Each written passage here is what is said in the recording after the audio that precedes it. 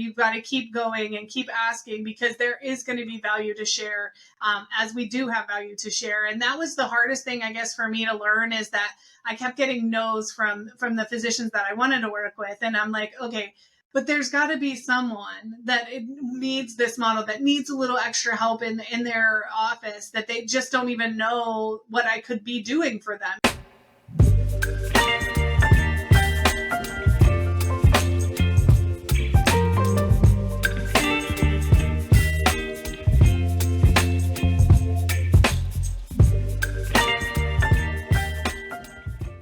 Welcome to the Physician Pharmacist podcast, a show designed to shed some light on a very unusual pathway into medicine. I'm your host, Nathan Gartland, and I'm a licensed pharmacist and fourth-year medical student. I'm also the author of PharmD to MD and the owner of the Physician Pharmacist Company. As this podcast has grown, we have had the tremendous opportunity to broaden our scope and explore other non-traditional pharmacy careers. So PharmD opens so many doors, and by listening in, you will have the opportunity to learn from experts in the field on how to start your own journey. Before we start with today's episode, I'd like to announce that we are actively searching for new guests to interview on the podcast.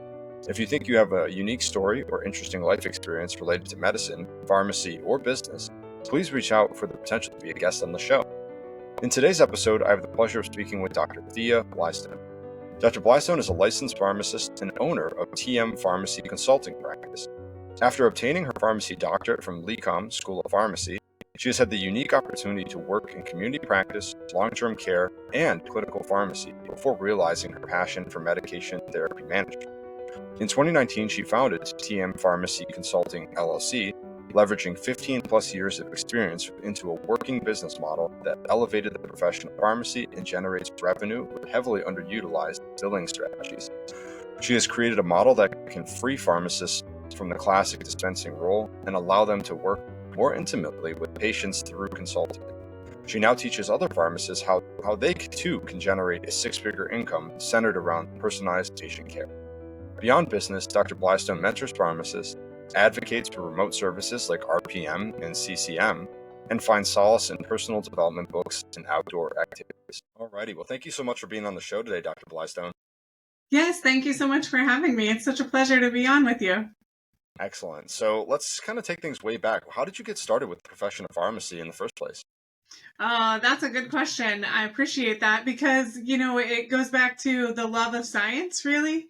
I was a person that loved science and math, but didn't want to touch anyone because I'm kind of a cactus. So I, fell in love with the sciences in high school and knew from an early age, probably 9th grade, 10th grade, that pharmacy was where I wanted to go. I was able to shadow some pharmacists at that time and really set my sights on what it was going to take to become a pharmacist. So knew early on that that's, I wanted to care for people and help people, but didn't want to touch anybody. Fair enough.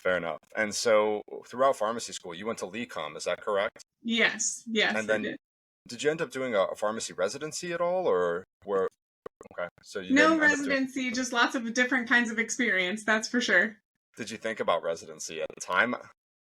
No, not really, because I just wanted to be ready and working. I had my heart set on independent. And so residency program wasn't in the cards for me right then. And, but I ended up going retail and then independent for a long time. And so, it really didn't serve me at that time to do a residency.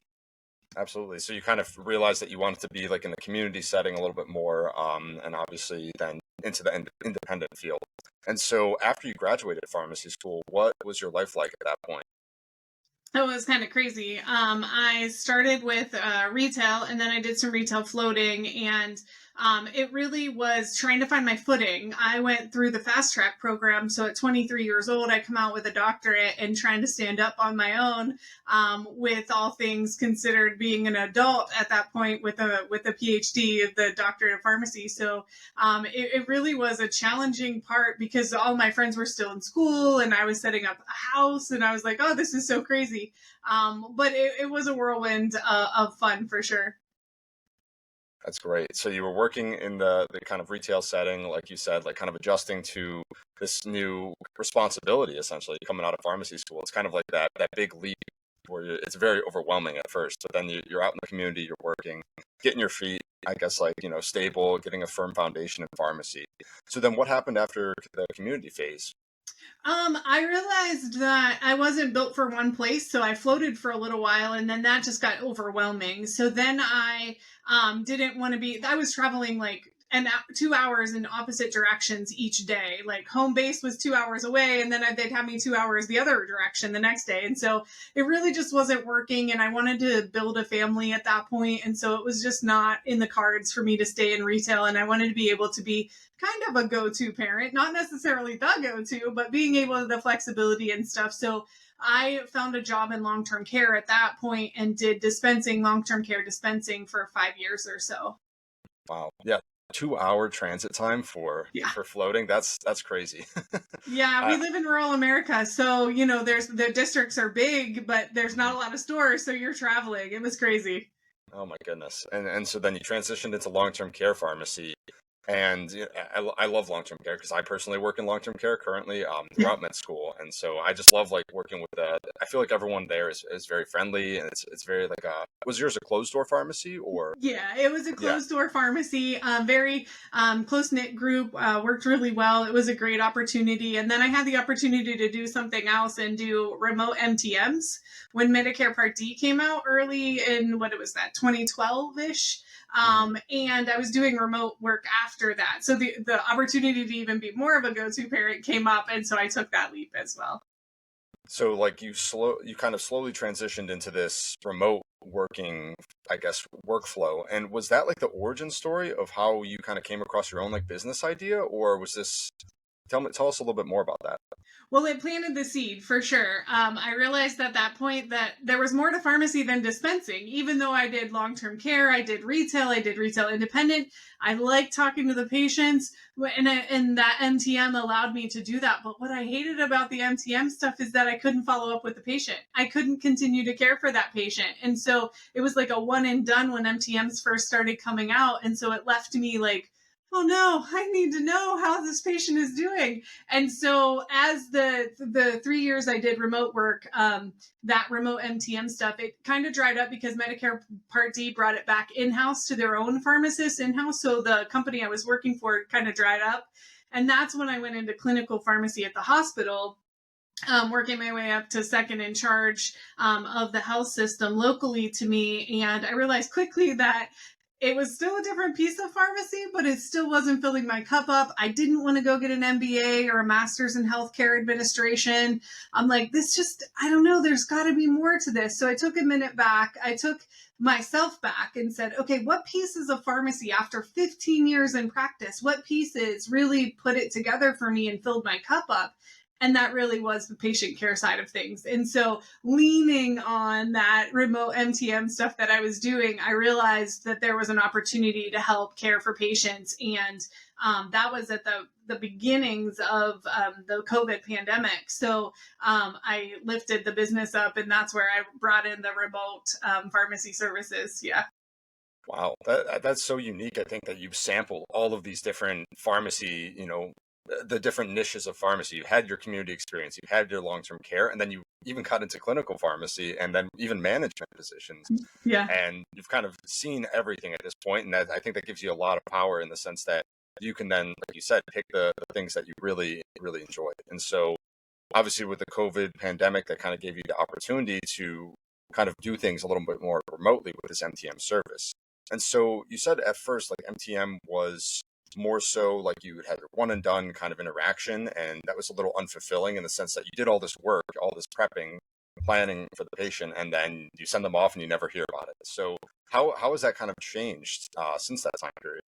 Well, what has evolved since MTM started is the evolution of care management through Medicare preventative services. So these are Medicare-driven programs that allow you to do care management between office visits. And so with the service agreement with the provider, you could call it a collaboration. I wouldn't call it a collaborative practice agreement, but I call it a collaboration. With that, it allows me to reach out to the patient each and every month, check in with them. I set a care plan in motion as soon as they enroll, and we evolve that care plan as the patient goes through month over month with the programs. And then you add on remote patient monitoring. which then takes it another level. Now I have data behind me, which I'm a data nerd. So we talked about math and science before, here we are again.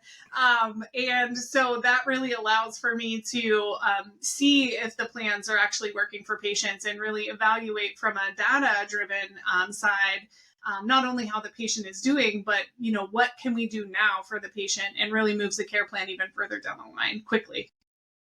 Right. That's so smart, having like metrics that you can base all of your like progress and all the things that you're doing, the interventions that you're, I guess, conducting. You then can then go into other people and show them exactly like, this is what we've done. This is how we have decreased, the cost burden or better patient outcomes and so on. So I think that's really smart.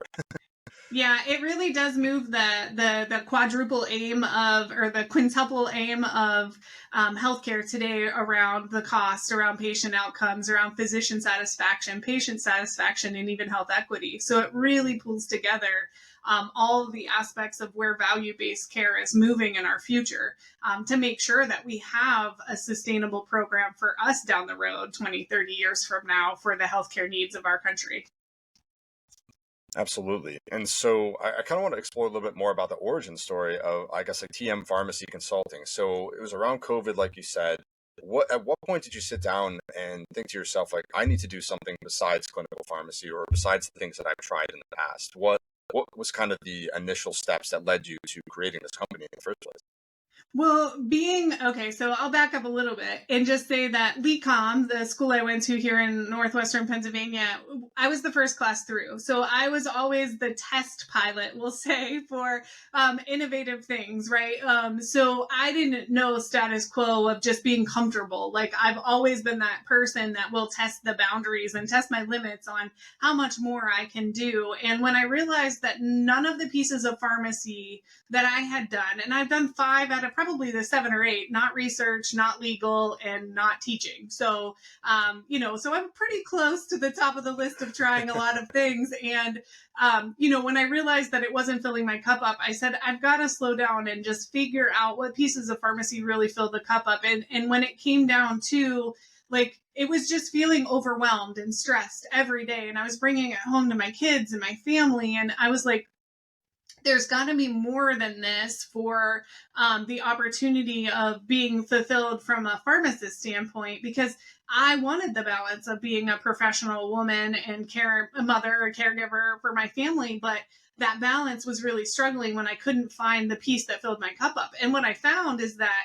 if I fill my cup up from a professional standpoint, the rest is easy because I'm not bringing it home. I'm not bringing the stress, the fatigue, the anxiety of, did I do it all right? Did I leave anything for my next person behind me? Did I, all of the things that you stress about as you leave that place, especially like as a floater. I remember, like, I couldn't leave the store until I felt comfortable of I would be okay walking into it. And so that's how I've always practiced. And so when you add that to how to fill my cup up, once I figured out that the care part is where I really shine, like even in the community setting, I was able to have conversations with patients as they come up to the counter. Now, I floated. I didn't know any of these patients. Like, there was no rapport. But what I realized is that every single person valued coming up and talking to the pharmacist, regardless of if I was their regular pharmacist or not. It didn't matter. And so I was able to meet them where they are. And these opportunities through remote services that I'm doing today is exactly that. Just meeting the patient where they are, education, accountability, and some support behind them. And they're making great gains. And so when I pieced it all together, care management was so new. And it was like, it came out in 2014, remote patient monitoring 2018. And so I was starting in 18, got moving in 19, started seeing patients early in 20. And I realized that I was like, holy, this is the whole world of what pharmacy could really be like if you looked at what ambulatory care pharmacists were doing. But they had to go punch a clock for someone else. And I'm like, I don't need to do that to be able to share what I know with patients. And I tried working, different organizations have these programs that you can work with patients, but you need to be pharmacist based in a pharmacy to be able to bill for them. And so I'm like, okay, there's got to be a better way. And so that's really what kind of evolved, is just trying to figure out, okay, this is the piece of pharmacy that I really, really love. And I can see what's happening after the fact and really continue the conversation with patients. Now, how do I get paid for it? And that's where I went to the physician side and said, okay, there's this opportunity. I went to an independent practitioner local to me, and I was like, in my hometown, about 30 miles away. And I was like, okay, I'm still at the hospital and they don't know about this, but I've got to try this. Are you willing to help me get started in this care management? And they were open to the idea of really the support that they needed. And that just grew exponentially as COVID was coming full force. I didn't know in February of 20, when I started seeing patients, what was ahead of us. But man alive, did it grow. And it is so exciting to see the outcomes of these programs. Wow, that's incredible. So you've obviously identified the things that are really important to you and the really positive aspects about the pharmacy profession and the things that were missing in your life, and like you said, taking things home with you. And so then you obviously identified the fact that there is a market need for this particular service as well, because there's a huge shortage of just like healthcare professionals in general. And so a lot of patients, I'm sure you were seeing, were coming to the pharmacy because they haven't been able to see their physician, or like they have 15 different medications from 8 different specialists. Yeah. And having one person to sit down and kind of explain all of that information, it was probably like night and day for a lot of patients. So you found the market for it. And then you obviously came across the challenge of which, like, how do I make this happen? This is kind of the Wild West. Like you said, you were pioneering some of these principles. And I think that's so cool. So you then had the wherewithal to then go to the physicians and say, this is not going to cost you any money or anything like that. I'm going to improve your patient outcomes. I'm going to make your patients happier and healthier.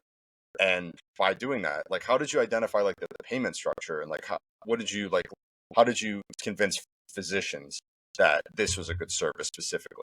Yeah, that's a great question, because I get that a lot with regards to how do I make this a business model, right? Mm-hmm. And what I went to the physicians with was, are you billing codes under care management? Are you doing the work? And the answer was no, because they were so new. People didn't have the time and capacity to do more, especially through COVID. And so I was like, okay, well, if I do these codes and I support all of the documents that you need to submit these codes, will you do a revenue share with me? If I offer you a fee schedule, will you pay me what I need for these codes and you keep a little bit? Because I knew it was going to be a value of the office, is their quality metrics are going to go up and they're going to see that reimbursement go higher for them as we meet these quality metrics. And but I knew that they had some expense of doing the billing and taking the responsibility of me as an instant to person, as an ancillary staff for the physician. There's some liability there. There's got to be trust. You got to build that.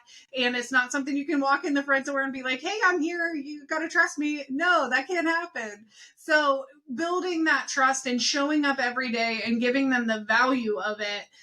And offering other things like, can I support you with refills? Can I support you with prior authorization needs? Can I support you with some diabetes education or smoking cessation or vaccine help?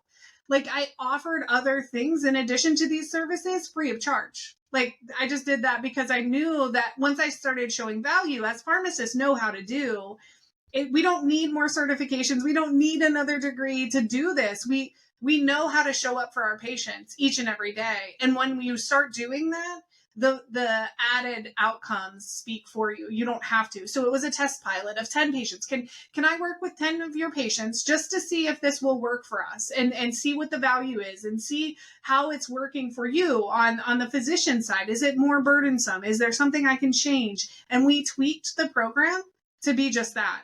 And they had no out-of-pocket expense. They paid me when they got paid from the insurance companies, because these are Medicare-driven insurance programs. So it's 100% covered with Medicare and a supplement. So like, the patient has no out-of-pocket expense. The physician has no out-of-pocket expense to now have a clinical pharmacist on their team doing some work for them and being able to drive outcomes to increase their reimbursement across all of Medicare, right? Like, because those star ratings, once you start getting into the star ratings and start increasing your stars, that goes across all your billable claims, not just the patients I was working with. So that plus or minus, what was it last year, 9%? That was a huge bonus for them. So it really did. It was a moment of tweaking and seeing how we could make it work. But once we got the model down, it was an easy model to move forward quickly with more patients. Yeah, the closest way to a physician's heart is talk about star ratings. Yes, exactly. And improving Especially them today with value-based care, right? Exactly. I think that's fascinating that you were able to just go out into the community and you didn't like pitch them the moon or anything like that. You said, we're going to start simple. We're going to figure this out. I'm going to be basically like, I'm going to be over here in the corner. I'm going to make your life easier. And because of that, you're going to pay me for my services, and all of your star ratings are going to go up. All of your patients are going to be happier. And I think like from a patient perspective, like that's something that a lot of them are really looking for. Like I feel like a lot of times, like the current medical model is that you shuffle the patient into the doctor's room. They're there for 30 seconds, then they shuffle them out and they say, okay, go figure it out. Good luck. Yeah. And having that like real sit down connection with the pharmacist where it's one-on-one and you're kind of building that rapport up with the patients. I think that a lot of patients really do appreciate that as well.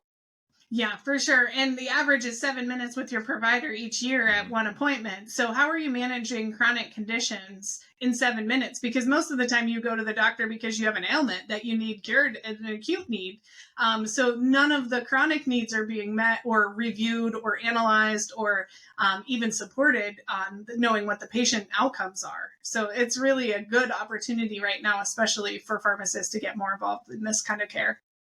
So with your current business model, do you personally at this stage of like the business, do you personally go out to like different physicians offices and like kind of set up like not collaborative practice per se, but like collaborations like you mentioned, where you set up these kind of positions for other pharmacists to kind of step into that line, or do you kind of just do all of this on your own at this point in time? We'll say it's in between. So I still do the work for myself, going out, getting the physicians on board with a service agreement. But what I've done is that I've set up a mentorship program so that I can help other pharmacists do this. And exciting news coming. I have a course almost ready to launch. So I'm getting ready to launch a course to share this with all of the pharmacy community, to be able to do something like this in their areas. Because I realized that I was helping my community and leaving a legacy on my community. But then I looked up and said, the world of pharmacy is shifting so much. Mark Cuban and Amazon are getting involved. Like, what is pharmacy going to look like in 5 years? I can't even look 10 years. Like, I'm like, whoa, 5 years is scary enough. I'm thinking, holy moly. So I realized that I needed to lift my head up after 5 years of building this for myself. And I said, okay, it's time to show up for the pharmacy world and really share what I'm doing as an innovative way to use our clinical knowledge without dispensing anything, and offering immense value to our healthcare system and even the future of our healthcare system tomorrow. Absolutely. Like you said, like we have to, as a profession, the pharmacy profession has to transition away from this dispensing role because some of these automation principles, these big companies that are coming in and kind of like getting rid of the traditional retail pharmacist. And how do we maintain the profession as a whole? Well, I think it moves into the clinical realm with consulting aspects of it, where we can actually use more of our clinical mind and the training that we received to improve outcomes, as I said. And additionally, kind of building on that, so you talked a little bit about how you figured out what works for you, and I think it's so cool. There's a very famous book. It's called I think it's Show Your Work. It's by like Austin Kleon. It's one of my favorite books, and you basically read what it posits is it says that every time you learn something or do something like successful, immediately turn around and share it with someone else. And that way, basically, that it sounds like very similar to what you've kind of done, where you've learned about this, all the little, pitfalls that come with doing this particular thing, and then turn around and then share it with someone else. Because I'm sure you've gotten tons of people asking, like, how do I escape the bonds of retail? How have you done this? You're kind of working in like a nebulous field where it's like, I'm doing clinical consulting. What does that mean exactly? So I think that's really cool that you're kind of doing that stage right now where you're kind of growing the information and sharing it with others. Yeah, So definitely will save the future pharmacists the blood, sweat, and tears of the last 5 years and really give them a roadmap on what is possible for their careers to move forward. absolutely. And so right now you're kind of doing like, do you have like a formal consulting thing that you do for other pharmacists at this point in time, or are you kind of packing all that information into the course itself? I'm doing both. I have the mentorship program that is open at any point. That's all time with me. It is a 12-week program that they get my time moving forward to get all the pieces on how to do it. But the mentorship program is transitioning into the course for ease of use and the more learning opportunities for after work hours, or those up in the midnight hours because you can't sleep because you're so worried about going in and need something to fill your brain. I know how people learned, because that was where I was looking and reading and finding any piece of pharmacy that I could hold on to. And so that's why I'm building the course, so that it is self-streamed, so they can utilize it at any point for their busy lives as well. But yeah, so I have both at this point, getting ready to launch the program, but they get individual time with me at this point.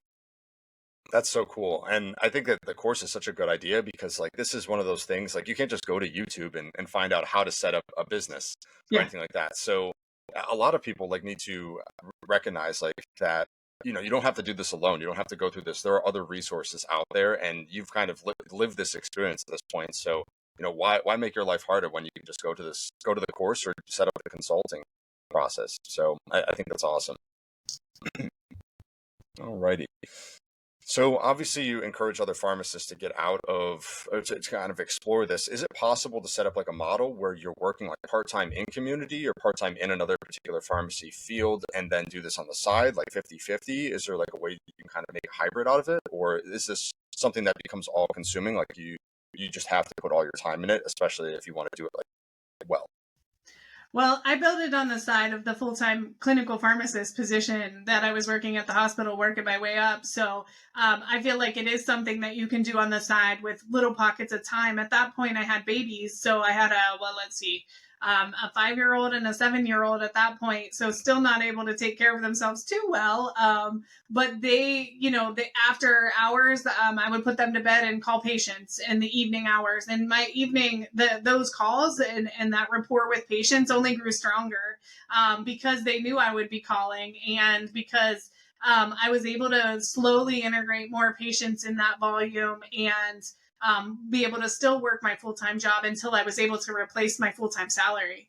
And I didn't end up going as fast as I thought I would, leaving the full-time job, because then the health system found out I was doing it, and they're like, why aren't you doing that for us? And here, we're going to give you a pilot and you can do it for us for a while. And so that kind of pulled me back into the health system a little bit further. But it's proof that you can be an intrapreneur or an entrepreneur. It's up to you to use this information, because the entire healthcare system, whether it's private practice, concierge doctors, or even health systems, they need help with population health. And having a pharmacist that can speak the language of what they're looking for and how to add value and increase quality metrics is a huge add-on to what we can do as pharmacists. And I can tell you that learning curve is not a lot. It is the same quality metrics that the pharmacy world is being hit with their DIR fees, and what that looks like from a pharmacist standpoint. Those quality metrics are the same ones. And so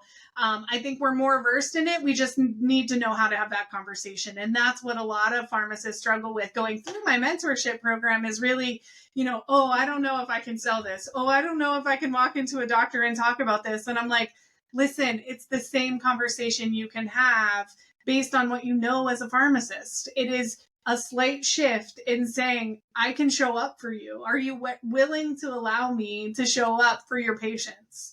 And when you look at it that way, it takes the ease off of selling, quote unquote, what we have to offer. So it's kind of an awesome opportunity. Absolutely. I think you're right. Like pharmacists they need to advocate for themselves and their services that they can provide. And that's something that I think is really difficult in like the current medical climate, but it doesn't have to be. It's maybe just that we don't understand, we haven't had like maybe the formal training to advocate for ourselves and to kind of set up these clinical practice agreements with other physicians. Like physicians are obviously overburdened too. And so they are definitely appreciate any help that they can get. Yeah, for sure. And the opportunities doesn't have to be a full-on collaborative practice where you're asking for trust as soon as you walk in the door. It's more of a service agreement that allows you to practice under them and work, in collaboration as that multidisciplinary team. Mm-hmm. And this is kind of a follow-up question to like obviously implementing this particular, service to patients. Are the patients like an opt-in service where like you, out of the 10 that you found, were there's like 10 individuals who you think were qualified, or was it 10 individuals who like wanted this particular service? How does it work exactly? Well, with the care management services, there are some particular criteria that they have to meet. The one is chronic care management, and they have to have 2 or more chronic conditions. So looking at a patient roster, I asked the physician, hey, do you have anybody with diabetes and hypertension? That list is really long. But, do you have these patients on Medicare? Because these patients won't have any copay. This will be a great test pilot. Can we start with those patients? And they gave me a list of patients. We called them and said, hey, we have this new program. Would you be interested in monthly calls from me, the clinical pharmacist, to go over your care plan and see how things are going between visits? And they're like, yeah, why not? We do have some people that are a little skeptical and don't opt in, but once they opt in, it's a monthly revenue stream for the physician's office and you as the pharmacist. So building a reoccurring, what do I want to say? I guess it's more of a reoccurring revenue stream for your business as you set it up. Wow, that's awesome.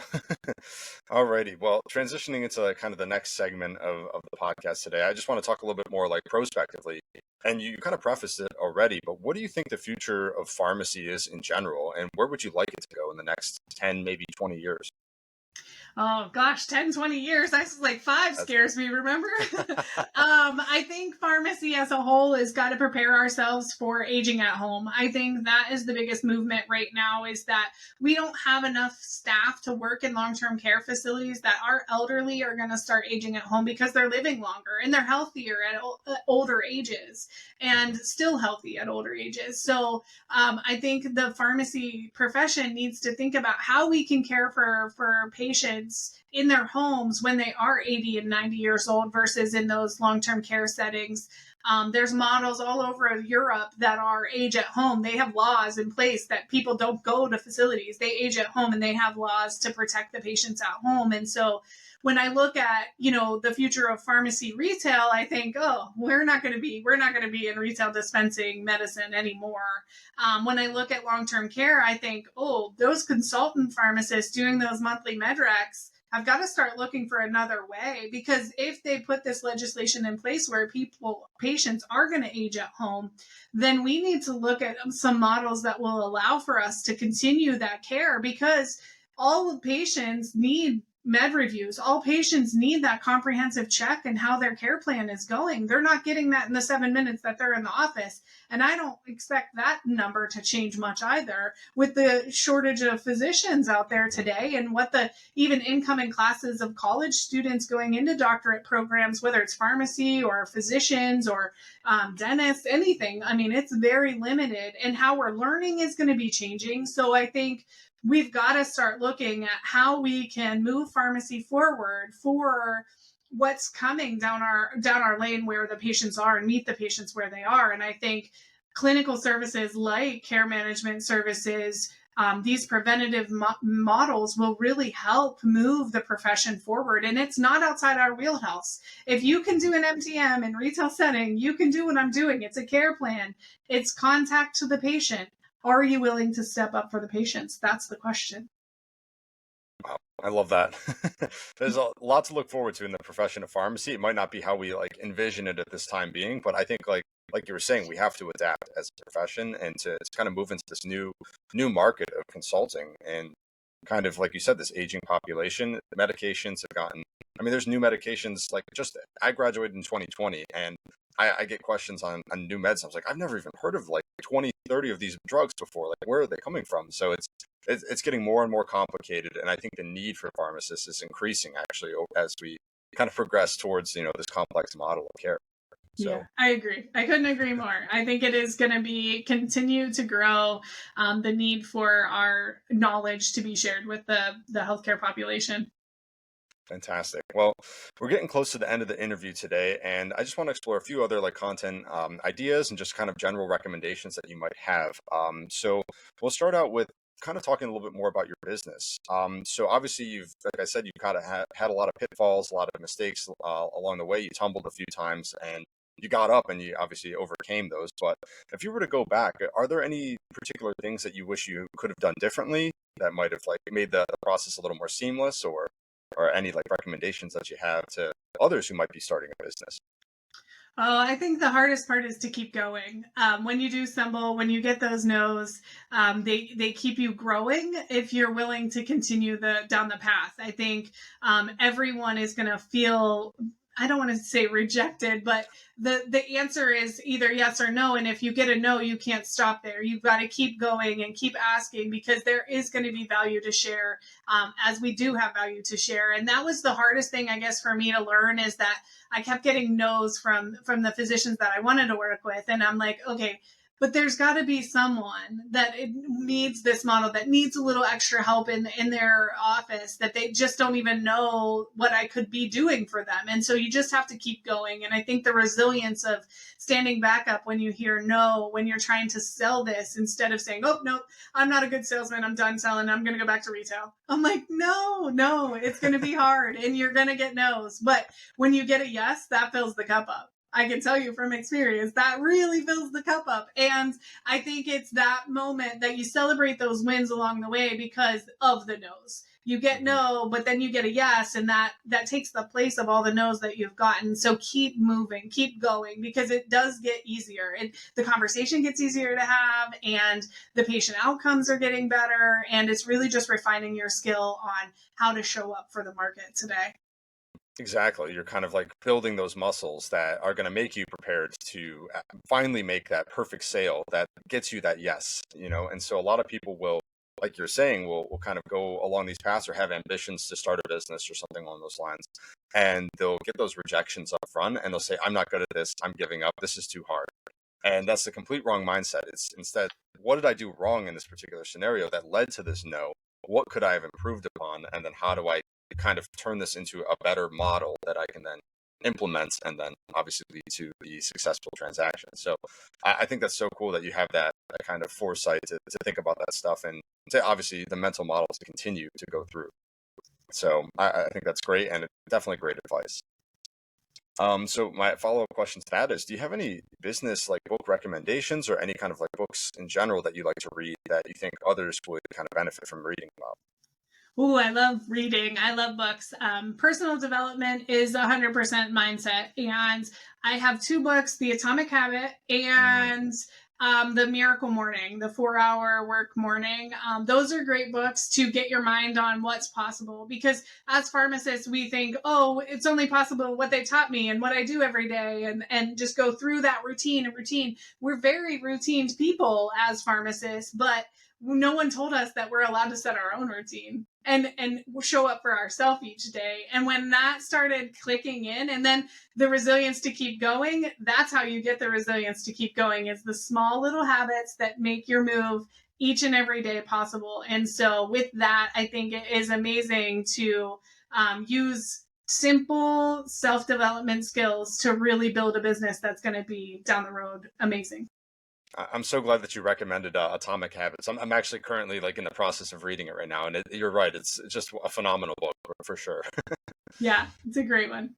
Alrighty. So, final question for you today. What are your personal, professional, or business-oriented goals that you'd like to accomplish in the next 5 to 10 years?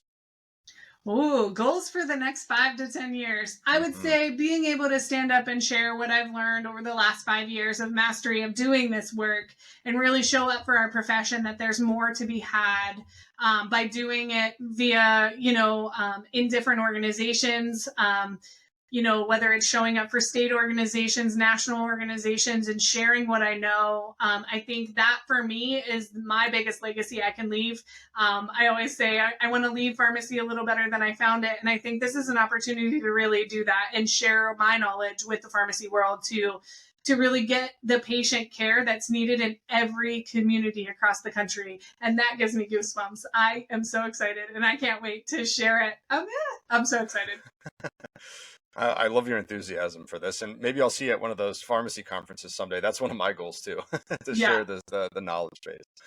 Alrighty. Well, we've come to the end of our interview today, and I'd like to thank all of our listeners for the support. If you have any additional questions about the medical school journey, check out my website at www.physicianpharmacist.com. As a reminder, we're actively looking for additional podcast guests to interview on the show. If you believe you have a unique story that could be beneficial to the listeners or someone you know who's a quality candidate, please reach out to me personally on LinkedIn or message me on my personal website. Before we let you go, Dr. Blystone, how can our listeners get in touch with you or hear more about you? Oh, I'm always over on LinkedIn. They can find me at Thea Blystone over there. And I do have my website, tmrx.care. Again, that's tmrx.care. You can find information about the model right there and, learn more about the programs that I have in place to share the knowledge. All righty. Well, thank you so much for being on the podcast today. I recognize you're an extremely busy individual, so I really do appreciate your time.